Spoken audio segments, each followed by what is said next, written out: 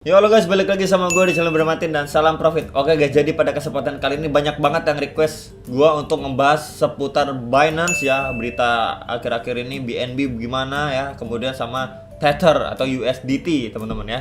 Jadi Tether itu adalah perusahaannya ngebuat tokennya itu adalah USDT ya teman-teman, dan Binance itu juga adalah sebuah perusahaannya dan koinnya itu adalah BNB ya. Jadi kurang lebih seperti itu. Kita bakal ngebahas berita yang nggak baru-baru banget juga, cuman ini ada sedikit konspirasinya juga ya teman-teman.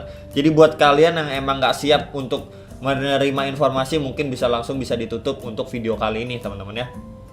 Oke, jadi yang pertama ini adalah bisa berita dari ini ya. Kriptobank Silvergate ya memutus hubungan dengan Binance, menghentikan deposit dan menarikan USD. Nah lo ya. Jadi ini sekitar 1 hari yang lalu nih teman-teman kabarnya ya. Jadi banyak banget yang minta gue bahas juga. Oke, next kita baca dulu aja ya.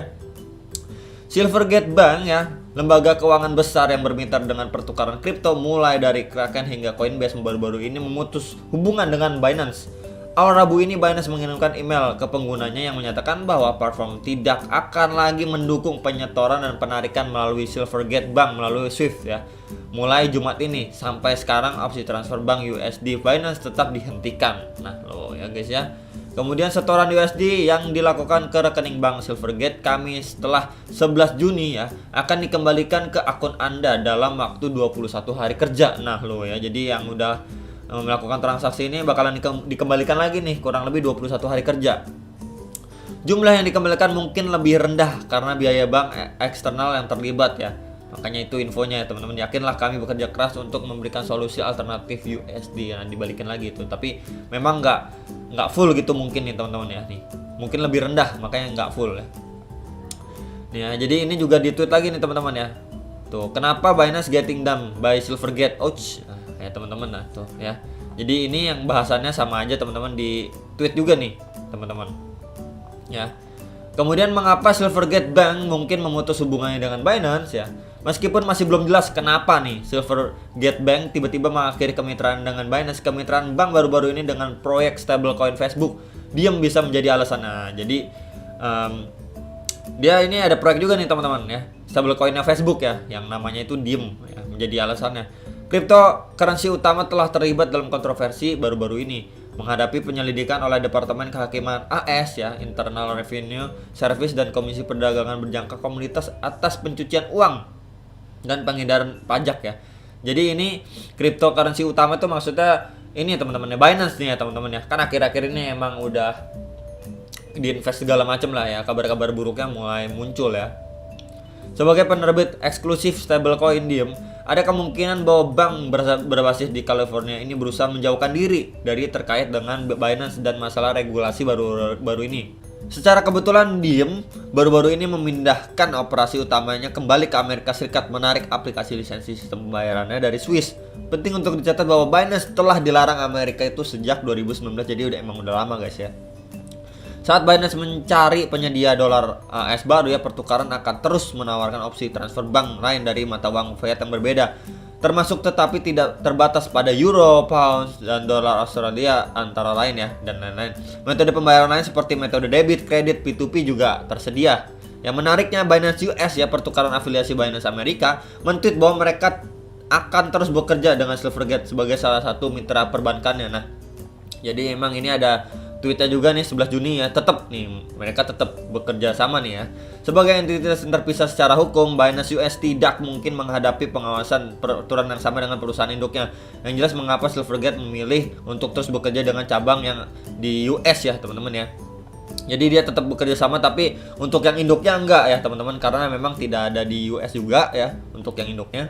Kemudian juga ini ya menurut saya pribadi ya, banyak yang nanya nih, aduh ini gimana nih si Binance ya teman-teman. Ini pasti ada sesuatu teman-teman ya. Dia nggak mungkin memutuskan secara tiba-tiba kalau tidak ada sesuatu yang ganjil gitu ya. Mungkin mereka mencium aroma-aroma kurang sedap gitu. Ini mungkin ya, jangan nanti ini abang nih nyebar food. Enggak, ini kita buat berjaga-jaga gitu ya teman-teman ya. Ya mungkin dia mencium aroma-aroma yang kurang sedap, makanya mereka memutus hentikan nih, yang menghentikan deposit dan menaikkan USD dari Binance ya. Secara kita tahu juga Binance itu memang sudah keluar dari China, makanya kemarin itu waktu China ngeban kripto dan lain sebagainya kan banyak orang ngomong Itu China buktinya kok nggak ngehentiin Binance ya, CZ nggak dihentiin ya, padahal udah nge-ban kripto di China. Ya iya jelas orang orang apa namanya dari Binance-nya ini sendiri emang udah out dari China ya teman-teman ya. Jadi kalau misalkan sewaktu-waktu Binance ya kena masalah atau apa, ya udah nggak ada yang backup karena ya dia udah nggak di China gitu loh teman-teman ya. Jadi bukannya bagaimana ya, emang dia awalnya di China cuman udah keluar dari China gitu loh teman-teman ya. Nah ya, jadi misalkan nanti udah terkandung kasus kalau misalkan amit-amitnya terjadi lah ya, terbukti kalau misalkan Binance ini boroknya ketahuan ya, ya udah cukup sulit gitu teman-teman. Kalau udah nggak ada yang backup gitu ya, bukan negara China lagi yang backup ya, kita nggak tahu ya, mungkin di belakang ada backupnya elit global ya, kita nggak pernah tahu juga teman-teman ya di balik semua ini ya. Jadi untuk Binance ya ini kita bisa hati-hati aja sih teman-teman ya. Nah ya, kemudian juga yang untuk staking juga, makanya salah satu info ya teman-teman juga, kita itu kalau bisa jangan taruh di satu exchange ya, mungkin dibagi-bagi, mungkin ada yang di Binance, mungkin ada yang di Indodax dan beberapa exchange lainnya ya.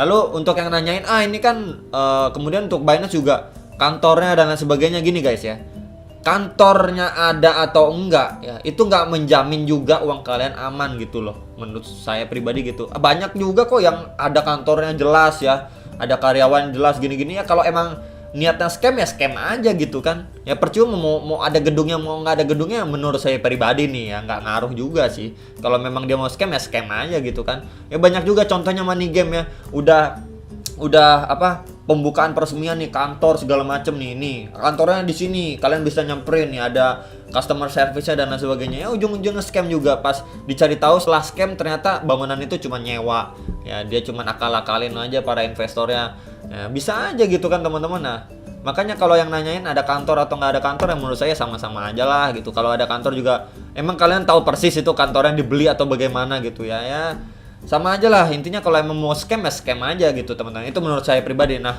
jadi itu ya teman-teman untuk mengenai si Binance ini seperti apa. Nah untuk part selanjutnya apa hubungannya si Binance dan USDT, kita bakal bahas untuk next video hari ini. Apakah hal ini akan semakin menarik atau mengerikan?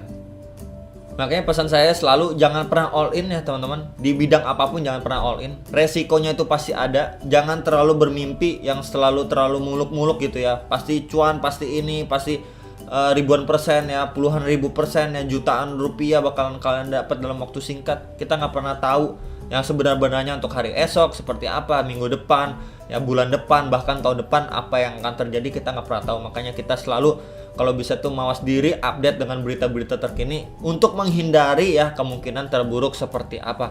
Jadi untuk video ini bakalan lanjut ya, apa hubungannya Binance dan USDT, dan kelanjutannya bagaimana, apakah membaik atau malah menuju ke hancuran di dunia kripto ini.